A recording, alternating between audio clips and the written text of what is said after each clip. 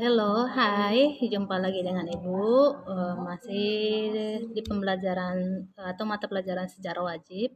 Oke, seperti yang kamu lihat di PowerPoint, di pertemuan-pertemuan sebelumnya kita telah membahas tentang mengapa sih keluar dekret Presiden 5 Juli tahun 1959. Oke, kita bahas dan kita telah membahas sedikit tentang demokrasi terpimpin. Apa itu demokrasi terpimpin sudah kita bahas, apa penyimpangan-penyimpangan sudah kita bahas. Oke, kita akan membahas tentang demokrasi terpimpin di bidang politik. Di bidang politik itu membubarkan MPR dan membentuk MPRS atau Majelis Permusyawaratan Rakyat Sementara dengan dasar penetapan Presiden nomor 2 tahun 1959. Oke, selanjutnya di bidang ekonomi. Dalam bidang ekonomi dilaksanakan sistem ekonomi terpimpin di mana presiden terjun langsung mengatur ekonomi yang terpusat pada pemerintah pusat. Perekonomian ini berpusat pada satu tangan, yaitu dipegang saat itu pemimpinnya adalah Insinyur Soekarno. Akibat dari ikut campurnya presiden ini, perekonomian lesu bahkan terjadi inflasi yang sangat tajam pada tahun 1965 yang mencapai 65%. Inilah sebab-sebab kegagalan ekonomi. Yang pertama, presiden langsung terjun dan mengatur perekonomian. Yang kedua, tidak ada ukuran yang objektif dan dalam nilai suatu usaha atau hasil lain seperti itu. Selanjutnya, politik luar negeri Indonesia pada masa demokrasi terpimpin. Politik luar negeri Indonesia pada demokrasi terpimpin itu adalah politik bebas dan aktif, tidak memihak tetapi aktif. Ini diganti menjadi politik Nevo-Oldefo, yaitu politik luar negeri yang berporos Jakarta, Phnom Penh, dan Peking. Seperti itu. Kamu baca di bukumu, semua sudah dijelaskan di buku. Apa itu Oldefo, apa New? Ya, Oldefo. Selanjutnya, politik luar negeri mengarah pada mercusuar antara lain. Yang pertama, membagi kekuatan politik dunia menjadi dua, yaitu Old Devo atau Old Established Force, yaitu kekuatan lama yang telah mapan, yakni negara-negara kapitalis yang neokolonialis dan imperialis itu menjadi kekuatan pilihan Indonesia yang pertama. Yang kedua ada NEVO atau New Emerging Force, yaitu kekuatan baru yang muncul akhir-akhir ini atau setelah kolonialisme. Selanjutnya menyelenggarakan pesta olahraga negara-negara NEVO yang dikenal dengan nama GANEVO. Kamu lihat di bukumu, bisa kamu baca. Di sana juga sudah dijelaskan ada beberapa yang dibuat Soekarno dalam hubungan luar negeri Indonesia seperti itu.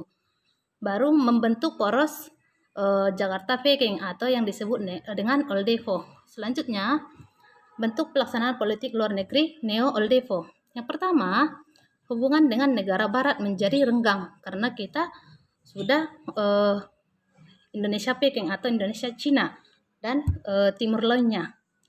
Inilah yang nanti membuat pelanggaran-pelanggaran karena Indonesia posisinya adalah negara yang netral, bukan negara yang memihak. Seperti itu. Itulah nanti membuat